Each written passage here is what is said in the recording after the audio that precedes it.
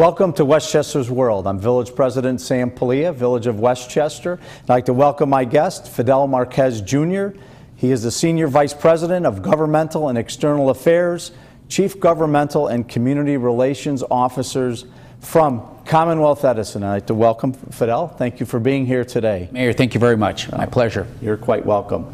Commonwealth Edison in recent years with the power outage of a summer or so ago, has been taking a hit.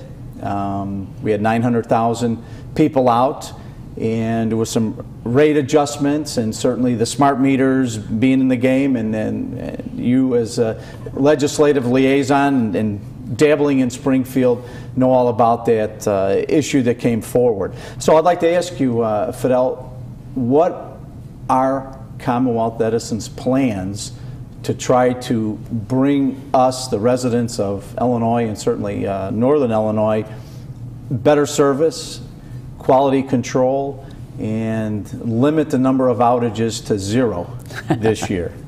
Well, again, Mayor, thank you very much. Certainly last summer was very horrific for our customers. Terrible storm year, nothing like we've ever seen before. The large customers out, as you indicated. After that, Commonwealth Edison went ahead and really took at everything we did. We had a task force put together and evaluated everything from our technology, our communications with the customers, and all our processes as well, and how do we restore customers. And we put a lot of things in place in preparation for this summer's year, this summer storms. In addition to that, as you mentioned, the legislation that was going on the Electrical Infrastructure Modernization Act, and what are we doing to modernize the grid, to bring the grid into the 21st century. Let me start with the storm and what we've done with that. We've added 40-some new first responders to the team. So when outages do hit, we have more people on the ground at all times to be able to respond to those types of emergencies and situations. And these are people that come from other states as well. What I'm talking about is people that we have in-house. So we have in staff as well. You mentioned out of state. We had crews from 14 other states last year in preparation for that, and we really took lessons learned from all that as well.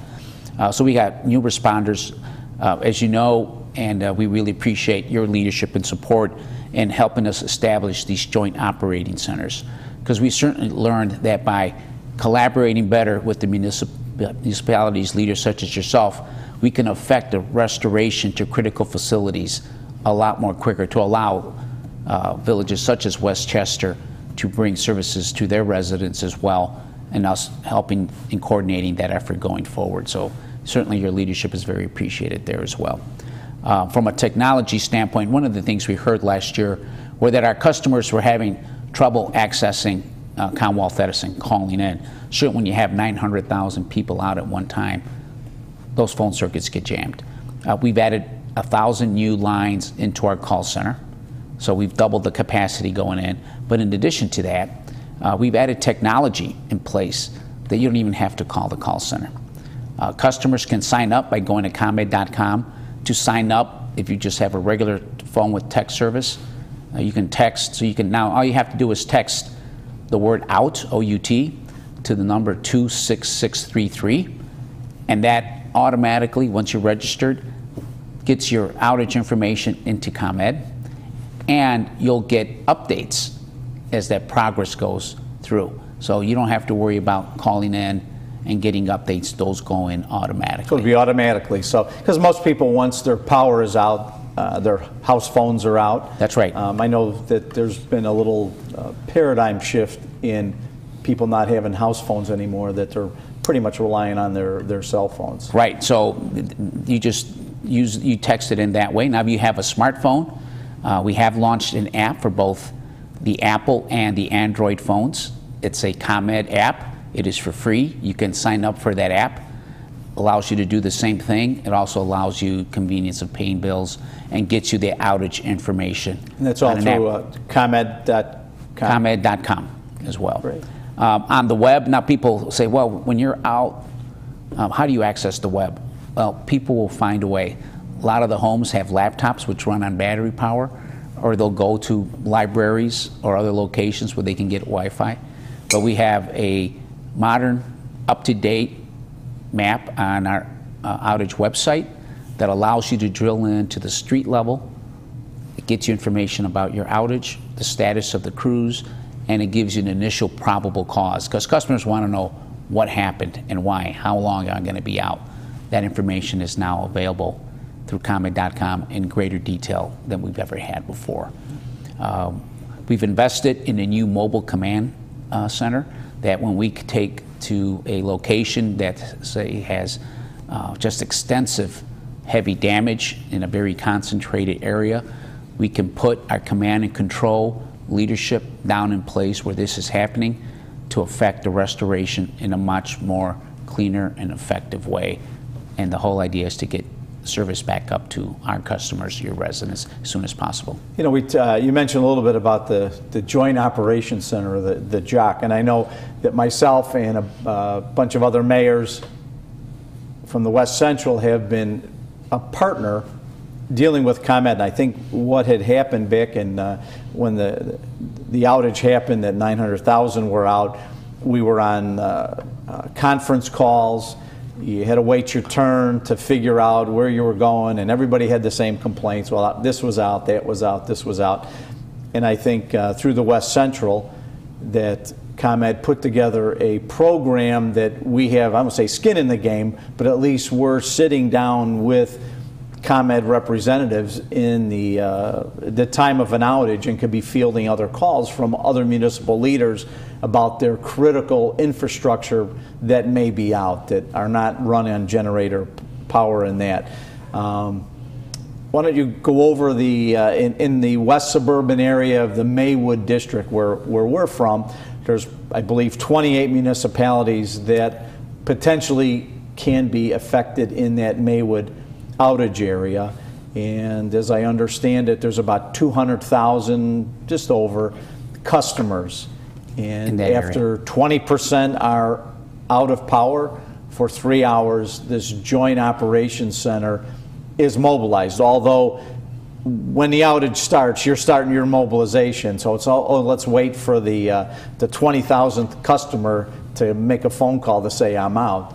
That you know, you're reading that all along the way, and you're in preparation to bring the center up and running as quickly as possible. Well, boy, you've summarized it very, very well. You're obviously very well versed in it. But the whole idea here is, if there is an area that gets just a big bad thunderstorm happens, tornadoes happen, they touch down, it just takes out a lot of customers in a short period of time. We really have to mobilize everybody that's involved in trying to figure out how we're going to put everything back together.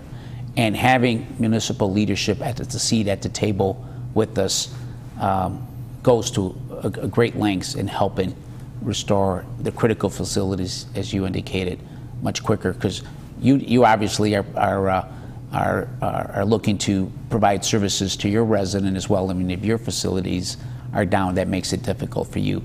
If you have life safety facilities that are down, that detracts away from you being able to put services someplace else as well. So the whole notion was, such as the Maywood District, when you have a large amount of customers out, in this case we're saying 20%, significant amount of customers out at one time, we're going to mobilize this Joint Operating Center, or JOC, get everybody involved, talking, saying here's the priorities, here are the things that we need to go after. Because traditionally, we went after the big tickets first. And we didn't look whether your police station was in there. It didn't matter whether your fire station was in there. We went after the big numbers. Our whole goal was to restore as many customers as quickly as possible. Well, after last summer, it's like, well, it's important you get this type of facility in first. It's important you get that type of facility in next, and so forth. So I think this is something. First, I hope we don't have the storms that we do last year. But if they happen, I think we're better prepared. Well, I think you're telling me that we're not, though, right? We're not going to have the storms. I heard you had an in that we're not going to have. I have it in. Boy, I wish I did. But I know we're asking municipal leaders to look at their towns and put together a list of critical places that would be their firehouses, their pumping stations, their police departments, and have that as a critical list. So when we're at the Joint Operations Center, that say Westchester would call, you'd flip to it, and item number 4 is out, and then as I understand it, the ComEd representatives will be there as well. We're going to start mobilizing the troops that are boots on the ground to go to that critical facility and see what the heck is out, or where it's going from. And then there's a second tier in there that pretty much mirrors the first tier, that you may have a senior residence. That's right. That may not have generated power. That would be the second. Or if they even had generated power, now the generator malfunctions, right, that will be able to hit those critical facilities as well through the Joint Operations Center. And I know the selection process, one of the Berwyn firehouses has been selected. It had all the pieces that was necessary with the phone lines and the fax lines and things like that, that we'll be able to mobilize to as elected officials. And I mentioned this at the meetings we had in ComEd. I said, it's time that the municipal leadership, I'm a hands-on guy, everybody knows that the trustees or the presidents or the clerks or some staff make themselves available. Like if I'm not affected in Westchester to any great degree, that I would happily respond to Berwyn to try to field some calls from other municipalities that may be more severely impacted, and try to help and answer those questions as a municipal leader, talking one-on-one. It'd be very difficult, obviously, if my town was affected in a great way, for me to sit at that table. Sure. Certainly we have to be, and that was one of the thoughts or the reservations of whatever. But from what I looked at it as, we're partners. We need to be partners. You have a commodity that everybody needs, regardless. It's like water, electric, gas, all those things are priority pieces. And the quickest that we can get it identified as being out or broken is the sooner that we can get it fixed. So although this is a new endeavor, I'm hopeful that it'll work. And certainly, like any plan, if it works, great. I'm sure there's going to be some tweaking along the way. Absolutely. And I'm sure that we'll be doing evaluations and debriefings and see what the pluses and minuses are, and adapt and change the operation to make it that much more better. Absolutely. You hit that right on the head, and you're absolutely correct. We've done tabletop exercises, kind of figuring out how this will work. But until you actually are in the ground, on the line, actually doing it, you're going to find a gap here or an adjustment or a tweak there. And it's all about learning and making it better for the next time. Yeah. I know recently I was looking at certainly I get all the web information from either Fabiola or Marina as my representatives, that the Maywood area had a pilot program of smart meters. Right. And beginning, I think, January of 13, that there's going to be I won't say a push, but there's going to be an endeavor to try to get that whole Maywood area up on smart meter technology, which, like you've indicated, will be able to detect an outage without anybody calling in or making a complaint that my power's out, by just the mere fact that meter number 12345 at my house isn't working, that you'll be able to detect that, oh, there's a problem, and in some cases be able to reroute power depending on what's broken. If a line is down, obviously it might be difficult, but there may be some other ways to restore power a little bit quicker. So part of what you described is, as you said, the smart meter pilot that began a couple years ago, but then the full meter deployment is part of the Electrical Infrastructure Modernization Act that was passed in Springfield in October. The first phase of the meter extending that is to complete the Maywood area. I think pretty much all of Westchester is on automated meters today. You're part of the pilot area, and I think it's been a tremendously successful pilot. We went into this pilot thinking we were going to be what they call fast follower in the industry, and we found out we were actually a leader from a lot of aspects in the use of the information available by the smart meters. You talked about the rerouting of power. Part of the $2.6 billion project is not only improving the infrastructure from a wood poles perspective, the underground cable, the smart substations and storm hardening, but also distribution automation that allows, as you said, circuits to automatically open and close and operate to reroute power. With the work that we've done as a result of that act, in fact, by the time we're done, we expect that 90% of all the customers in ComEd would be on this type of automation today that we're looking for after the 5-year program is complete. We got Westchester ahead of the game here. Today, you sit at 81% of the residents within Westchester being on these automated circuits with the work that we've done here recently. We've done work to put in what we call spacer cable. This is a cable that's more resistant to tree contact in the type of storm so that outages don't happen when the tree's contacted. We're putting in about 1,800 feet of that spacer cable in areas in Westchester which are more susceptible to that type of issue. Yeah, you've talked about vegetation management, sure, which is always near and dear to everybody's heart. In Westchester, we have the easement where your poles are on, and I think over the 50, 60-year reign of Westchester and the trees that were planted in the backyards, they certainly offend up and touch the wires. And I would imagine that most of the outages, other than a transformer having a problem or break-in or whatever, has to do with a tree limb breaking, taking down the wires and knocking out a whole section in that. And I know in Westchester in the last couple of months that I've seen a whole host of Asplunk trucks right in Westchester in the easements taking out a number of vegetation. Now, do they do that on a cycle of some sort, or how does that work that, that ComEd even comes to do a certain area? Sure. We have a 4-year cycle on vegetation management. So once every 4 years, we visit every circuit. It's a $60 million a year program where we go in and really trim back the trees away from the wires. Now, in some areas, there's some fast-growing species that we have to go in mid-cycle, maybe every 2 years, and trim them back some more. But the whole idea is to create clearance around these wires, so when high winds do happen, you don't have those trees contacting the wires and then causing an outage. Sometimes we call it, you have an overhang, so you kind of have a canopy of trees right over, and you get trouble from that as well. So the whole idea is on a 4-year cycle, go in and we monitor these very closely. Sometimes you'll get tree contact after you trim, and we monitor that, and do we have to go back, and it says on a mid-cycle basis, and do that as well. So a lot of tree trimming takes place.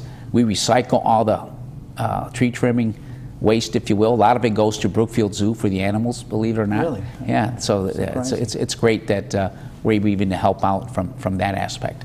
I know in Westchester, if I'm not mistaken, we have 14 different circuits. That's right. But the circuits are not geographically just Westchester. Because I know there's a circuit in LaGrange Park that covers pretty much the 31st Street area all the way out to Oak Brook.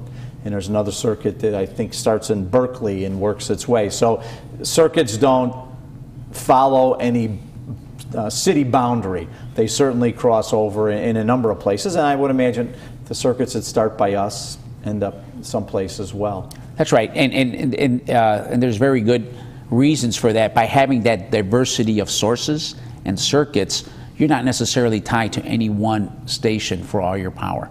It comes from many different areas, and then that allows us the flexibility of being able to reroute power automatically or manually if necessary. So the circuits don't follow municipal boundaries at all. They're more, I say, natural as a result of where the power is coming from. And again, we spread that out and intermix circuits. You might have a street where on one side of the street is fed from one circuit, and across the street it's a completely different circuit. And sometimes customers will say, why am I out of power and my neighbor is not? Well, is it your neighbor next door or your neighbor across the street? Well, my neighbor next door is out, but the one across the street isn't. That's because you're on a different circuit. That's right. Yeah, and that's quite often the case. I know when the ComEd reps were out and at one of our town hall meetings where a number of the people were there indicating the multiple outages in certain areas. And I believe most of those, if not all of them, have been addressed in some way, shape, or form. I did know vegetation management was out. I know they were putting in new fusees or different circuit reading abilities there through some of the highlighted areas that were having a problem. I know a few poles were put up, new poles. That's right. Even though some of the people said, "Oh, yeah, I didn't have a pole, now I have a pole. It looks ugly," But I think making power available to people certainly outweighs some of the, I'm gonna say, aesthetic pieces because, but we have to have power, and unfortunately, the lines in most areas in Westchester were not put underground. It was all easement, alley. Overhead type lines. of city in 1925 and further on that technology underground didn't happen. Shift gears for a little bit. The municipal aggregation, and yes. Your predecessor John Hooker and I had some conversations in Westchester regarding aggregation when we were trying to learn about it. Westchester's been, I would say, lucky enough that we've opted for the aggregation piece, and we're going to get our power from you via ComEd transmission lines, but the storage capacity through a third-party company and deregulation is going to actually hold that power, and it'll be on your bill to us. Right. But the people are opting into that, or if they don't want to, they could certainly opt out of that. Is that going to affect ComEd in any way? No, a lot of people ask that question. That's a very good question. ComEd is strictly in the business of delivering power. We deliver the energy. We don't generate the energy. Even if you are not on municipal aggregation and just have ComEd service, that energy is purchased through the Illinois Power Authority. So it happens through really a bidding process, and whatever price ComEd pays for that power, we just transfer that cost directly to the customer. We don't get any uptick on that at all whatsoever. So it's a direct pass-through charge.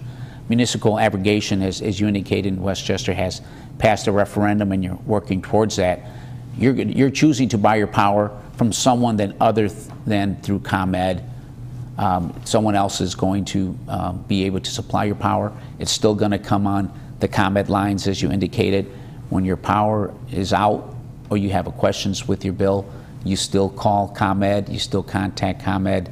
That won't change at all whatsoever. We're for pro-competition. We're for pro-choice, so that works beautifully. And if your residents choose to go that way, that's great. Yeah. 60% of the energy that we deliver is from someone else other than through the IPA. So it's really nothing that new. And I know in our sense, I think ours is 4.87 per kilowatt hour. So the residents in Westchester, are going to save a substantial amount of money every month going forward. So our jobs as municipal leaders, and even yourself, you avail yourself of cost-saving measures to put more dollars in somebody's pocket, so it's going to work out well. Some of the things we get at the Village Hall, little pamphlets about ComEd and little programs that they have, the refrigerator take back. We have a minute or so left in our segment here, but do you recall some of those other things that are in there? We offer a lot in terms of energy efficiency and customer assistance. Oftentimes people may buy a new refrigerator. What do they do with the old one? They stick it in the garage. They maybe keep some extra sodas in there, or perhaps some adult beverages in there, keep them cool. Refrigerators have gone a long way in becoming more efficient. That old refrigerator is probably costing you a lot of money unnecessarily. So ComEd offers a program. Well, we'll come in, we'll pick up your refrigerator at no charge to you, and we'll pay you for it to take that refrigerator that you really probably don't need and take it away. And we will recycle it, in a very environmentally safe way, capturing the refrigerants and capturing and also recycling the materials there as well. We offer discounts on compact fluorescent light bulbs.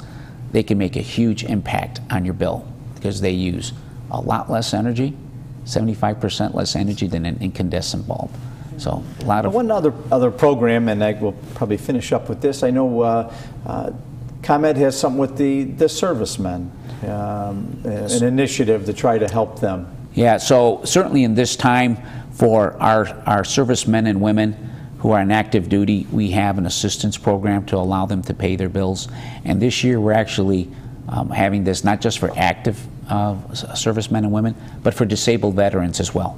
Recognizing that these people are doing such a critical job and service for our country and for ourselves, that we want to give them a little hand in helping them meet ends here. Well, that's a great thing, and I know there's little brochures that are available. I know Marina sent a few to the village of Westchester, and I know these are all these programs are on your our website. So ComEd.com is the place to go to find out information. And, absolutely. You know, I think what we're going to try to do is get a link on our website as well, and avail our residents of all the programs that you have available, you know, to them, and some of these little questions and answers, you know, we could certainly get to them. Vegetation management, everybody's interested in that. You know, when's it going to be removed? How much is removed? Where does it go? These are all good things, and I think that our partnership through the JAC is, I'm going to say, hopefully going to work out well. I know it's going to work out well. Hopefully we'll never have to put it in play, but you know, you never know what God has in store for us where it comes to storms. We got hit pretty well over the last couple of years, windstorms and rainstorms and whatever, and it doesn't seem to be any let up. But it looks like we're being a little bit more proactive in trying to address these issues to make it better for not only Westchester, but certainly the whole region. In the end, we all want just to provide better service for our customers, and I'm sure you're for the residents, which are the same folks, and I think this partnership just goes a long way for that. Great. All right, well, I would certainly want to thank you for being my guest today and answering some questions for our residents. And hopefully this is informative enough that if there's other questions, we can generate them, but at least we can put a name to a face, and you're going to be our guy. All right, thank you very much, Mayor. Thank you very much for being here.